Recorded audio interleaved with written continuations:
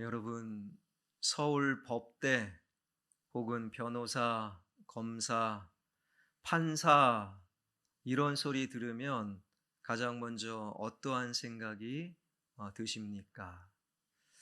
지금까지는 당연히 우리 안에 들었던 생각은 대단한 사람들이다, 부럽다, 혹시 나 아니면 우리 자녀가 그런 사람 될 수만 있다면, 이것이 그동안의 당연한 우리의 생각이었죠. 그런데 여러분, 지금 우리가 살아가고 있는 이 시대는 그러한 생각에 사로잡혀 있는 것이 좋은 것이 아닌 시대임을 여러분은 혹시 알고 계십니까? 변호사 등록 3만 명 시대, 그것을 알리는 한 자료를 여러분에게 보여드립니다. 자료에 보면 우리나라 최초의 변호사는 1906년에 있었다라는 거예요. 그리고 변호사 10,000명이 될 때까지 100년이 걸렸답니다. 그때만 해도 변호사가 정말 끝내주는 직업이었어요.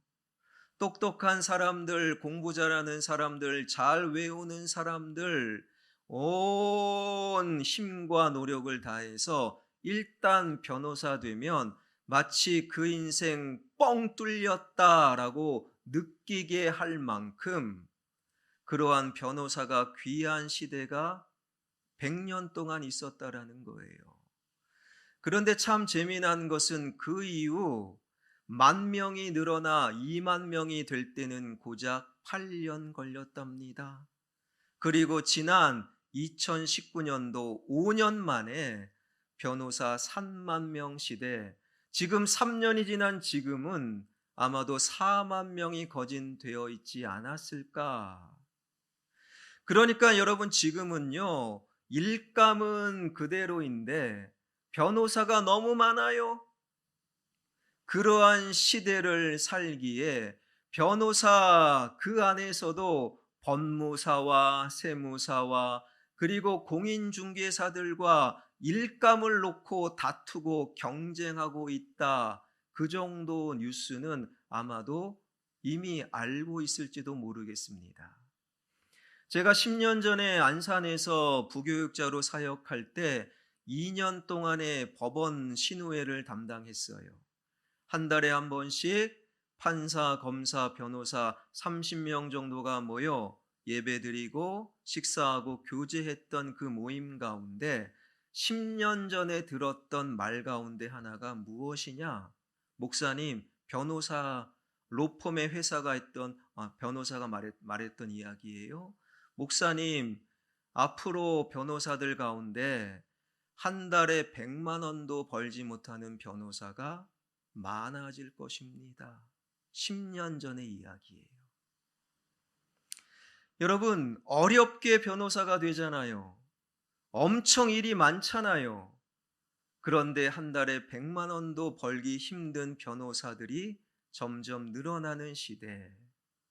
그러니 서울 법대 최고야, 변호사 최고야, 그런 생각에 여전히 사로잡힌다면 반드시 후회라는 결론을 맞이하게 되는 것이지요. 어찌 변호사뿐이겠습니까? 의사도 시간의 문제이지 그런 시대가 곧 찾아오게 될 것입니다. 여러분, 의료 기술이 발전되면서 실수하고 오진하고 그리고 의료 사고를 빈번히 내는 사람 의사 대신 의료 로봇이 대신하고 있다. 이미 뉴스가 그 이야기를 우리에게 알려주고 있잖아요. 의사가 최고야, 서울 의대 법대가 최고야, 그런 생각에 여전히 사로잡히면 그 결론은 반드시 후회일 수 있는 그러한 시대를 우리는 살아가고 있다라는 것이지요. 사도행전 12장까지만 해도 당연한 생각으로 받아들여졌던 것은 신앙의 중심 인물은 베드로, 중심 교회는 예루살렘 교회였어요. 그런데 뜻밖에도 사도행전 13장부터는 그 당연한 생각이 완전히 변화되는데, 베드로로부터 인물은 사도 바울로 바뀌고 교회 역시 예루살렘 교회에서 안디옥 교회로 바뀌게 된다라는 것이지요. 사실 예루살렘 교회야말로 명실상부 초기 기독교의 산실, 안디옥 교회는 그의 반면 저 변방의 작은 지교회에 지나지 않았다라는 거예요. 제도나 규모나 재정적인 측면에서 안디옥 교회는 뭐로 보나 예루살렘 교회에 비할 수 없는 그러한 교회, 게다가 예수 그리스도와 3년간의 공생애를 직접적으로 참여했던 직계 제자, 그 사도들은 모두 다 예루살렘 교회에 속해 있었다라는 것이지요. 당연히 사도행전의 중심이 베드로에서 사도 바울로 사람은 바뀌어도 교회의 중심, 세계의 역사를 새롭게 쓰는 선교 여행의 중심은 여전히 예루살렘 교회여야 했다라는 거예요. 그런데 우리의 이러한 당연한 생각, 그것을 깨트리고 하나님께서는 세계 선교의 중심을 예루살렘 교회가 아니라 안디옥 교회로 바꾸셨다라는 거예요. 하나님은 왜 안디옥 교회의 어떤 모습을 보고 세계의 역사를 새롭게 쓰는 중심의 교회로 안디옥 교회를 삼으셨는가? 오늘 본문 1절을 보게 되면 먼저 당시 안디옥 교회의 모습을 이렇게 소개합니다. 1절, 안디옥 교회에 선지자들과 교사들이 있으니 곧 바나바와 니게르라 하는 시므온과 구레네 사람 루기오와 분봉왕 헤롯의 젖동생 마나엔과 및 사울이라. 여기서 교회의 선지자들과 교사들, 그것은 오늘날로 말하면 교회의 지도자를 말하는 것이고, 당시 안디옥 교회의 지도자들 5명을 소개하기를 먼저 바나바였다라는 거예요. 바나바는요, 그야말로 모든 삶과 행동과 결정과 생각과 말에 흠이 없는 그야말로 자격이 되는 지도자 중에 지도자, 정통 유대인이요, 당시 안디옥 교회의 담임 목사였다라는 거예요. 화평교회 담임 목사인 저를 이제 보여주셔도 돼요. 저를 좀 보여주시고. 안디옥 교회 담임 목사가 바로 바나바였다. 그와 함께 안디옥 교회를 이끌어갔던 또 다른 지도자는 니게르라 하는 시므온이었다. 여러분, 성경은 시므온에 대해서 많이 알려주지 않아요. 그가 어떤 사람이었는지, 직업이 무엇이었는지, 나이가 얼마나 되었는지, 신분이 무엇이었는지, 어떤 삶을 살았는지 알려주지 않아요. 다만 알려주는 것은 시므온은 니게르였다.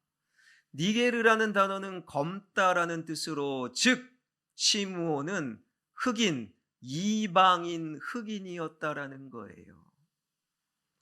흑인 이방인 시므온이 바로 정통 유대인 바나바와 함께 안디옥 교회를 이끄는 지도자였다라는 것이지요. 세 번째 지도자는 누구입니까? 성경이 알려주는 바, 그는 구레네 사람 루기오였다. 거기만 알려줘요. 그것만 알려줍니다. 그러니 루기오는요, 대단한 것이 없어요. 기억할 것이 없습니다. 기록될 업적을 남긴 사람이 아니에요. 한마디로 평범한, 지극히 평범한 사람이었다라는 것이지요. 네 번째 지도자는 누구입니까? 성경이 말씀하시기를 헤롯의 젖동생 마나엔이었다. 여기서 젖동생이라는 이 말씀은요, 어린 시절 같은 젖을 먹은 형제 내지는 중마고우를 말하는 거예요.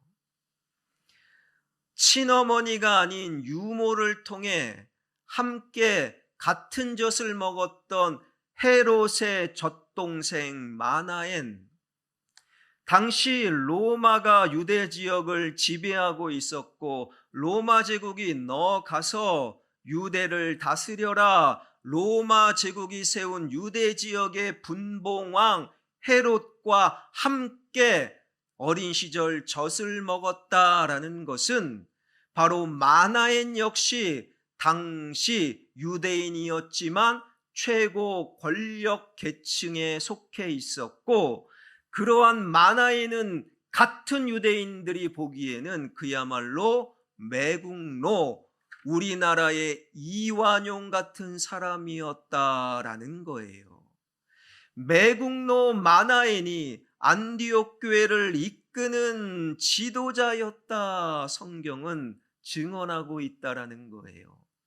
마지막 5번째, 아직 이름이 바울로 바뀌지 않았던 사울, 그는 주님의 대적자요 교회와 그리스도인들을 받게 했던 그야말로 폭도, 자격으로 따지면 지도자는커녕 교인 자격을 줄 수도 없는 그러한 폭도가 예배드리러 왔다. 이 2부 예배에 참여한 사람들은 왜 저런 것이 교회에 왔어? 교회 오지 마. 그런 마음을 품게 만드는 폭도 사울이 안디옥 교회를 이끄는 지도자 그 그룹에 속해 있었다라는 거예요. 성경이 증언하는 바 안디옥 교회의 지도자, 정통 유대인 바나바가 있었어요. 이방인, 그것도 흑인 이방인이 있었어요. 평범한 사람이 있었습니다. 매국노가 있었어요. 폭도가 있었습니다. 그런데 그들이 함께 복음 안에, 주님 안에 모여 교회를 이끄는 지도자가 되었다라는 거예요. 지도자들이 이 정도였다면 안디옥 교회 교인들은 더 이상 살펴볼 필요도 없이 안디옥 교회야말로 그가 어떤 사람이든 어떤 짓을 했건 그의 신분과 직업과 성별과 피부색과 인종과 그의 학문과 부자와 상관없이 어떤 사람이든 교회에 모여 함께 인정하며 함께 예배하며 기도하며 찬양하며 서로 환대하며 교제를 나누었던 참 교회가 안디옥 교회였다라는 거예요. 여러분, 이러한 교회야말로 세상이 흉내낼 수 없는 일들을 만들어 갑니다. 이러한 교회야말로 만날 수 없는 사람을 만나게 하지요. 여러분, 재벌과 거지는 교회 밖 세상에서 만날 수 없어요. 그러나 교회 안에서는 만나게 한다라는 거예요. 이러한 교회는요, 사랑할 수 없는 사람을 사랑하게 만듭니다. 정통 유대인이, 율법을 지키며 살아왔던 유대인이 어찌 매국노를 사랑할 수 있겠습니까? 그러나 교회는 사랑할 수 없는 사람들을 서로 사랑하게 만든다라는 거예요. 수준이 안 맞아 말을 섞을 수 없는 그 사람들을 대화하게 하고 함께 친구로 만드는 것, 그것은 교회가 유일하다라는 거예요. 이러한 안디옥 교회이고 보니 하나님 보시기에 당시 유대인들만 교인으로 인정했던 예루살렘 교회가 아니라 이러한 안디옥 교회를 세계 역사를 새롭게 쓰는 선교 여행의 중심 교회로 하나님께서는 안디옥 교회를 세우셨다라는 거예요. 이 하나님의 말씀과 마음을 마음속에 새기며 우리 화평교회가 안디옥 교회처럼 그가 누구이든 눈치를 주는 것이 아니라 그가 어떤 일을 했건 그가 누구이건 어떤 직업을 갖건 상관없이 서로 환영하며 함께 예배하며 교제하며 우리 교회에서 그 어떤 사람이든 따뜻함을 누리는 이 시대의 안디옥 교회, 화평교회 되길 주님의 이름으로 축원합니다. 그런데 성경은요, 안디옥 교회의 모습을 거기서 끝내지 않아요. 2절과 3절을 보니 또 다른 모습을 우리에게 소개하는데, 주를 섬겨 금식할 때에 성령이 이르시되 내가 불러 시키는 일을 위하여 바나바와 사울을 따로 세우라 하시니, 이에 금식하며 기도하고 두 사람에게 안수하여 보내니라. 2절과 3절 말씀이 기가 막히지요. 그러니까 성령 하나님께서 안디옥 교회 교인들에게 말씀하시기를, 너희들 지도자들 가운데 바나바와 사울, 그 바울을 다른 곳에 복음 전하라고 보낼 터인데 너희들은 바나바와 사울을 따로 세워라. 여러분, 이것은 어려운 말씀이에요. 여러분, 지도자 5명을 우리가 살펴보았는데 그 중에 바나바와 사울은 정말로 지도자 중에 지도자, 없으면 안 되고 없으면 안디옥 교회에 힘들어지는 지도자 중에 지도자예요.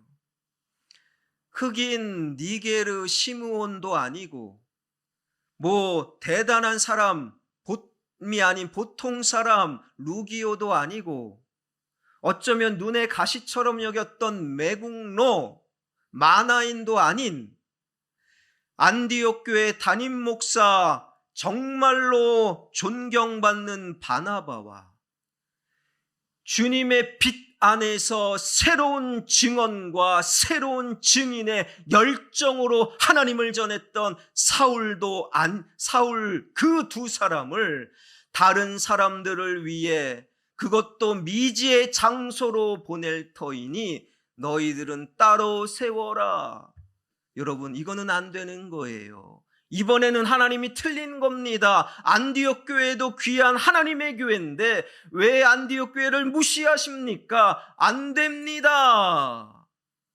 그런데 안디옥 교회의 성도들은 그 자신만의 생각에 갇혀 있지 않았다라는 거예요. 이 어려운 하나님의 말씀 앞에 그들은 금식 기도했다라는 것입니다. 금식 기도는 그저 밥을 먹지 않는 기도가 아닙니다. 자신을 비우는 기도, 자신을 부인하는 기도, 자기 절제의 기도를 하나님께 드렸고, 비로소 자기 생각에 갇혀 있지 않고 바나바와 사울을 주님이 원하시는 그 현장에 보낼 수 있었다라는 거예요. 여러분, 그런데 3절 말씀 다시금 보여주시고, 3절 말씀, 3절입니다. 다 한번 읽겠습니다. 시작. 이에 금식하며 기도하고 두 사람에게 안수하여 보내니라. 성경에 밑줄 긋는 분들, 보내니라 여기에 밑줄 그고 동그라미 쳐주세요.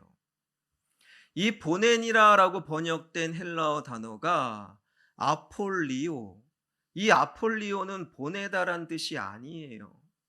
어떤 뜻이냐?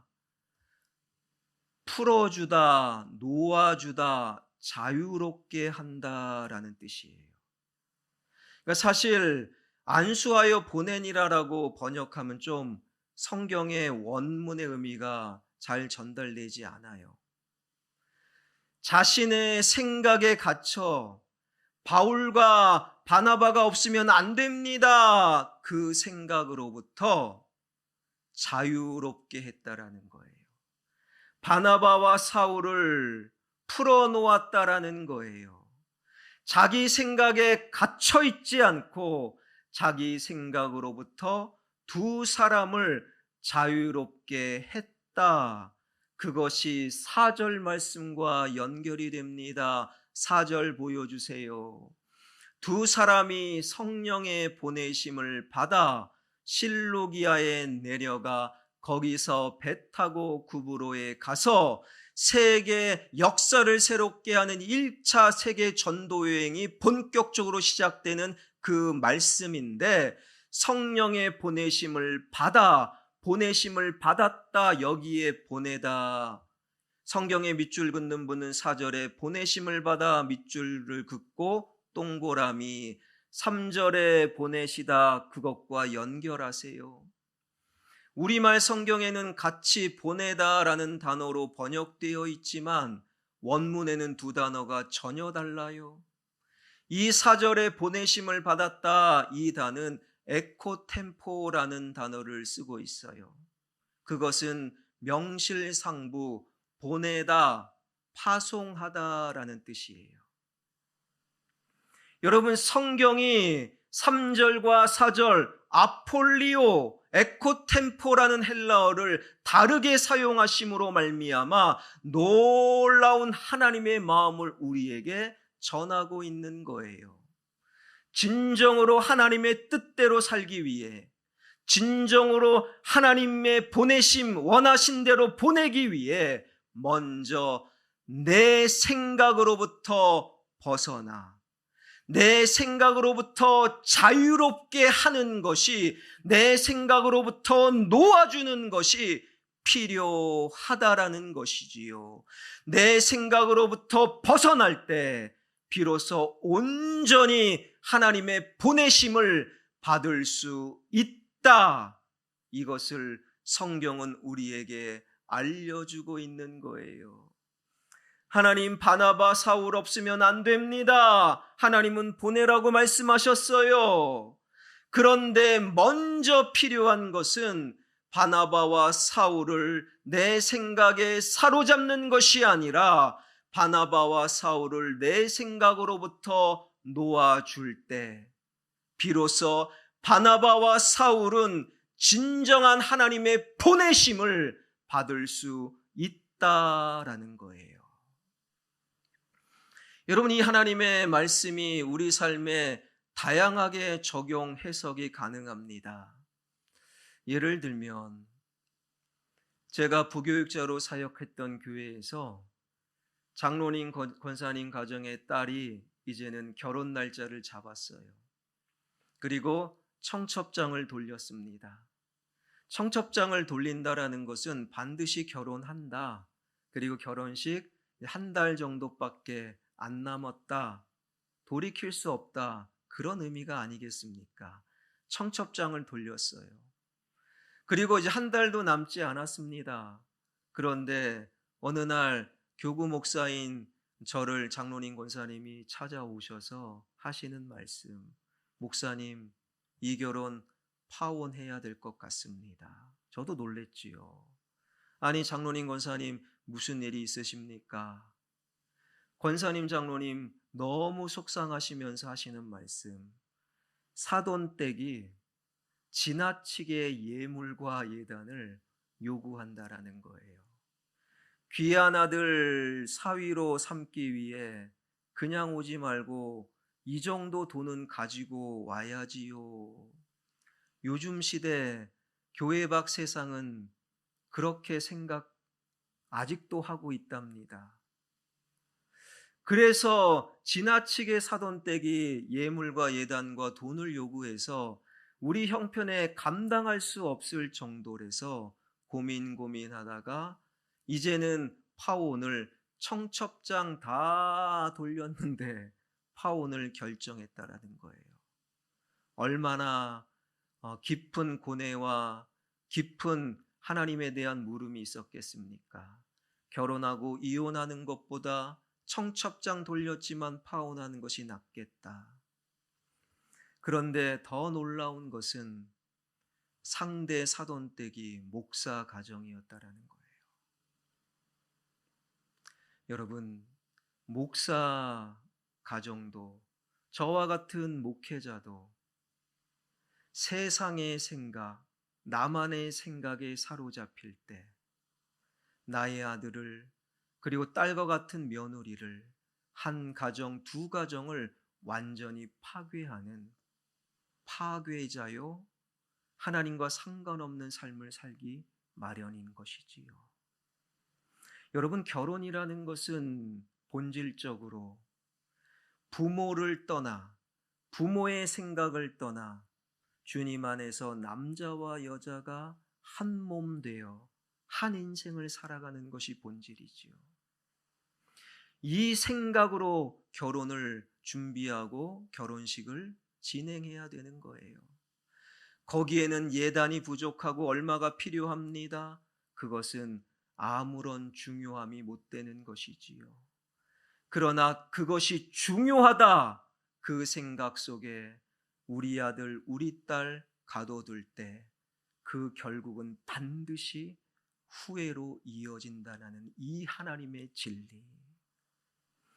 진정으로 시집장가 잘 보내는 것은, 진정으로 대학 잘 보내는 것은, 진정으로 내 인생 하나님의 뜻대로 잘 사는 것은 먼저 내 생각 속에서 그 사람을 자유롭게 하며 내 생각에 머물러 있던 나의 우물에서 벗어날 때, 아폴리오의 삶을 살 때 우리는 비로소 온전한 신앙인이 될 수 있음을 여러분 꼭 기억하시길 바랍니다.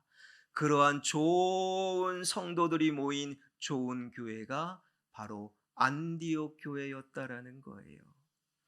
여러분, 이것은 예배 드린다고 말씀 앞에 아멘 한다고 거저 그냥 저절로 이루어지는 것이 결코 아닙니다. 바로 기도가 필요한 거예요. 그것도 그냥 기도가 아닙니다. 자기를 부인하고 자기를 비우고 자기를 절제하는 금식기도, 자기 절제를 위한 기도가 안디옥 교회에게 있었다라는 것이지요.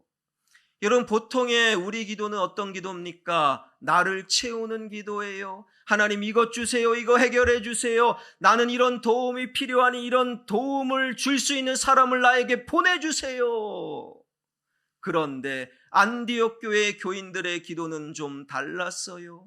하나님, 나의 욕망을 비우게 해주세요. 나의 말이 틀릴 수 있음을 깨닫게 해주세요. 나에게 필요한 바나바와 사울을 누군가에게 도움이 될 수 있도록 보낼 수 있는 힘을 주시옵소서. 자기 부인과 자기 절제의 기도가 바로 온전한 하나님의 교회, 온전한 신앙인을 만들어내었고, 그러한 안디옥 교회야말로 세계 역사를 새롭게 쓰는 선교 여행의 중심 교회가 될 수 있었다라는 거예요. 한 책 이야기를 여러분에게 소개합니다.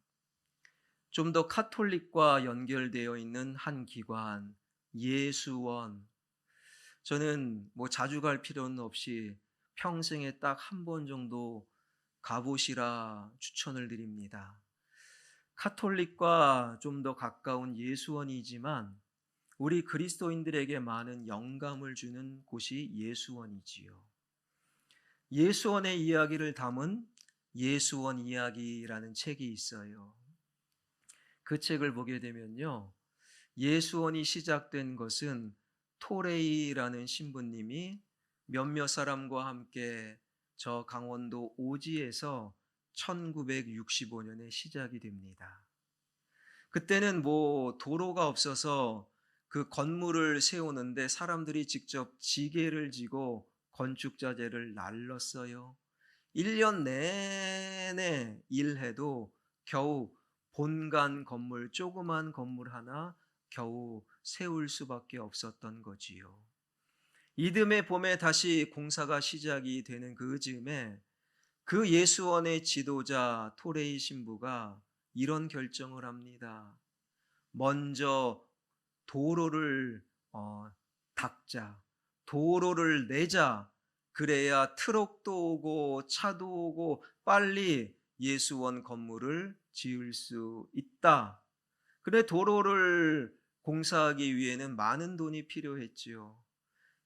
도로 공사를 위한 기계도 사고 전문가도 필요하고, 그리고 도로가 지나갈 땅 주인에게 또한 돈도 매월 줘야 되는 사용료도 필요했답니다.